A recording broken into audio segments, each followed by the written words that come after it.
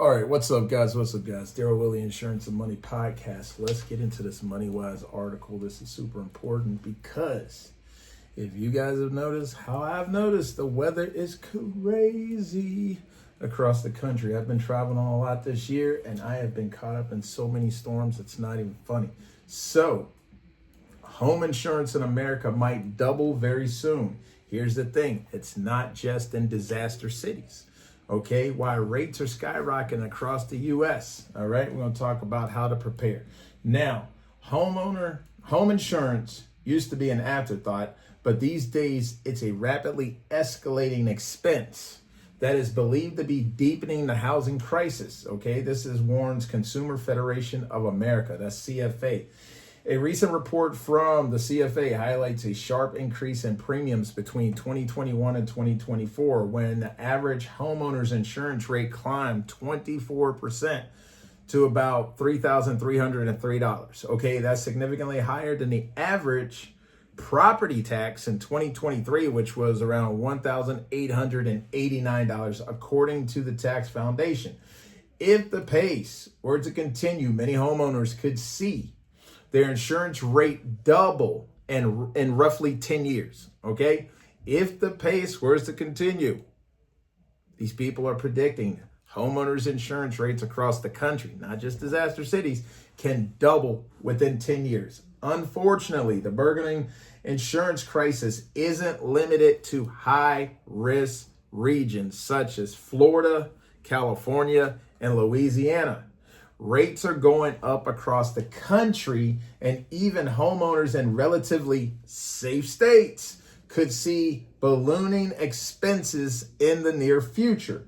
Here's a closer look at what's driving up insurance costs for ordinary families and what we can do to try to protect ourselves from this. So, what's going on? According to a report from JP Morgan, inflation and climate change are the driving forces behind property insurance. Let's give it again. According to a report from JP Morgan, inflation and climate change are the driving forces behind the property insurance crisis. Simply put, okay, climate disasters are becoming more frequent and less predictable, as scientists have been warning for years. Meanwhile, home prices have climbed rapidly in recent years, which means it costs more to repair or replace a home after it has been damaged. This also happens in the auto industries. Cars are more expensive to make, which makes them more expensive to repair. The combination of these factors has made it difficult for insurance companies to price policies appropriately and has pushed rates higher to compensate for the added risks. States like California, Florida, Louisiana, at the forefront of this unfortunate crisis because of their exposure to extreme weather events such as hurricanes and wildfires. However, Midwestern states that don't experience hurricanes and wildfires are not immune to rising rates. With damage from tornadoes, floods, hail, high winds on the rise, property insurance costs are climbing across a broad range of these regions. Okay? Now, no one's safe. Hurricanes, wildfires, flood, hail, wind. Okay. We know this is happening across the country, but they're saying even in places where you don't get this type of activity, your rate still will potentially be going up. In fact, Insurify forecasts that the Midwest will bear some of the highest increases as insurers overhaul their pricing strategies to reflect escalating weather-related risks. With this in mind, homeowners across the country should prepare for the rapidly rising costs of insuring their properties. This is crazy, guys. Okay, so how to protect? While you can't change the insurance industry or reverse climate change, we know that, right? There are ways to potentially limit the rising costs of insurance over the long term.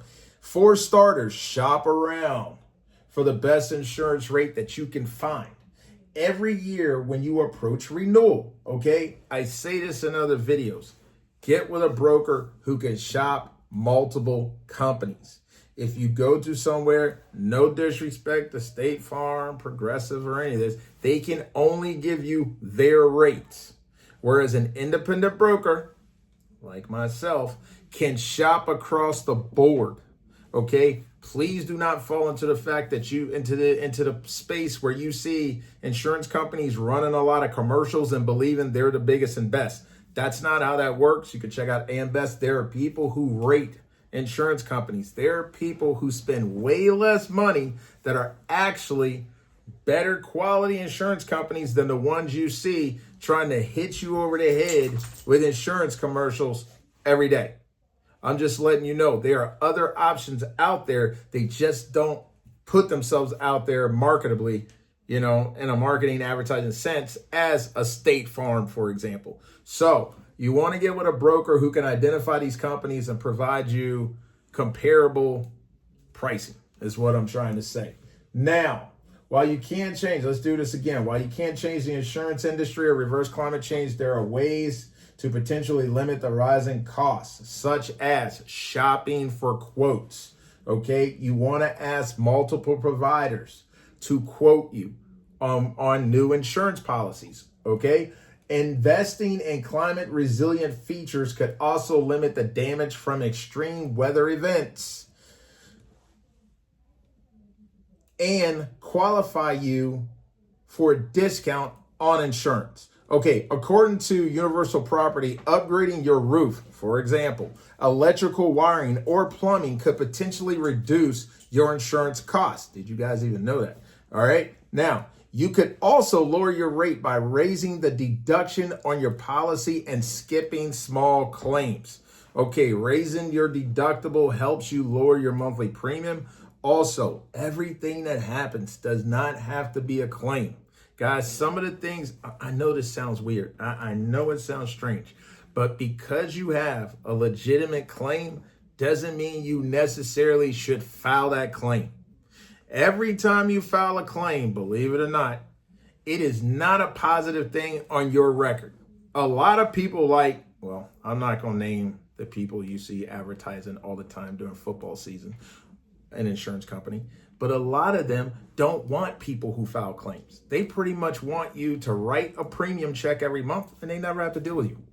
Now, unfortunately, we do have to file claims, but do not believe that it's not a negative if you file a lot of claims, even though you have that right, okay? So we have to be cognizant of that. Now, if the property insurance rates in your area are too high, you might even consider moving to another part of the country. I know that's extreme, but in these times, we might have to consider new things. You may not be able to find a job where you are. Maybe moving might upgrade your potential opportunities, right? So a recent report from the Federal Insurance Office, which analyzed 246 million insurance policies sold between 2018 and 2022, found that homeowners in regions most vulnerable to climate-related disasters paid on average 82% more for insurance than those in lower risk areas. Sound like moving could be an option. Okay. As for potential home buyers, don't forget to include the annual cost of property insurance in your budget. Focusing on newer homes with less depreciation and more climate resilient features could reduce your monthly expenses while also giving you some peace of mind. All right. So here we have it. Guys, just a little something to think about. Let that matriculate in your mind a little bit. Talk to your family and see what you think. But you definitely want to shop rates and you want to do everything you can to reduce your costs going out. But stay covered. Do not operate in these United States of America without insurance. That is not smart.